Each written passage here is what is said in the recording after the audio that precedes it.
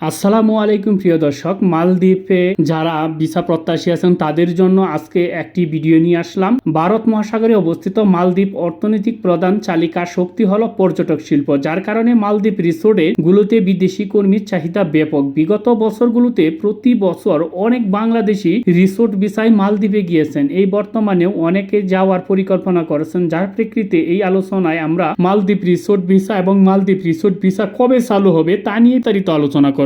তাই ভিডিওটি গুরুত্বপূর্ণ হতে চলেছে, ভিডিওটি না টেনে সম্পূর্ণ ভিডিওটি দেখতে থাকুন।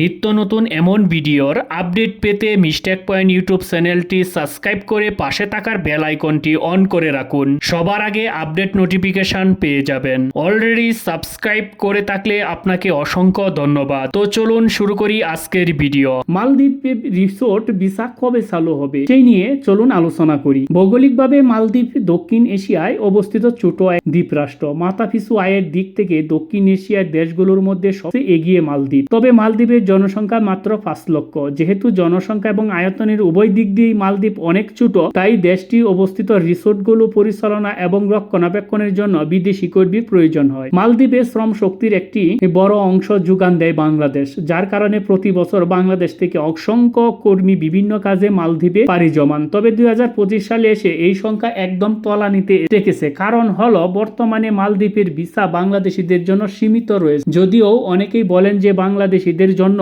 মালদ্বীপ ভিসা বন্ধ করে দিয়েছে, তবে কথাটি সঠিক নয়। মালদ্বীপ বাংলাদেশিদের জন্য ভিসা পুরোপুরি বন্ধ করে দেয়নি, বরং সীমিত করে দিয়েছে। যেরকম ইন্ডিয়ার ভিসার মতো নেই, সেই রকম ভাবেই মালদ্বীপের ভিসাও সীমিতকরণ করে দিয়েছে। এখন অল্প পরিমাণে মালদ্বীপ ভিসা দিচ্ছে, যদিও তুলনামূলকভাবে টাকা একটু বেশি লাগে, তবে ভিসা হচ্ছে। যেহেতু ভিসা হচ্ছে, সুতরাং অনেকেই মনে যে প্রশ্নটি এতক্ষণ চলে এসেছে তা হলো রিসোর্ট ভিসা কি দিচ্ছে মালদ্বীপ? উত্তর হলো হ্যাঁ, মালদ্বীপে রিসোর্ট ভিসা দিচ্ছে এবং মালদ্বীপে রিসোর্ট ভিসা চালু রয়েছে, তবে এর পরিমাণটা খুবই কম। দেখুন, বাংলাদেশে বলেন আর অন্য দেশ বলেন, সবার জন্যই মালদ্বীপে রিসোর্ট ভিসা পাওয়া খুবই কঠিন। বর্তমানে দক্ষতা এবং অভিজ্ঞতা না থাকলে মালদ্বীপে রিসোর্ট ভিসায় দিচ্ছে না বলেই চলে।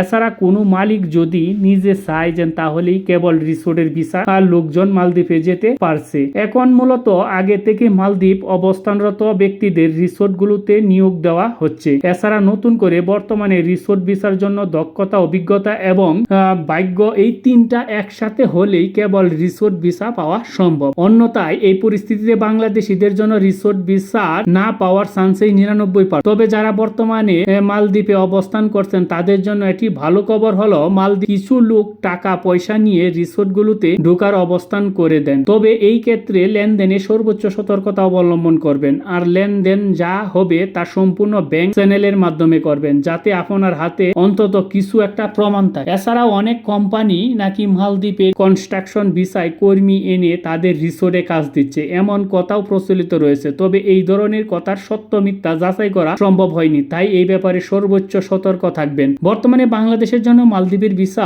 সীমিত করার কারণ এই ভিসা জটিলতা তৈরি হয়েছে। আর যেহেতু বাংলাদেশ থেকে রিসোর্ট ভিসা পাওয়ার তুলনা একটু কঠিন, তাই রিসোর্ট খাতে বাংলাদেশিদের জন্য এটি ভয়াবহ রূপ লাভ করেছে। তবে আশা করা যায় ভিসা প্রদান স্বাভাবিক হলে বাংলাদেশিদের জন্য ভালো পরিমাণের রিসোর্ট ভিসা ইস্যু হবে। এই ছিল মালদ্বীপের রিসোর্ট ভিসা সম্পর্কে, ভিসা কবে করবে তা নিয়ে আজকের আপডেট। ভিডিওটি যদি ভালো লাগে তাহলে অবশ্যই ভিডিওতে লাইক করে দিবেন আর ভিডিওটি সবার মাঝে শেয়ার করে দিয়ে আমাদের সাথেই থাকবেন। ধন্যবাদ সবাইকে।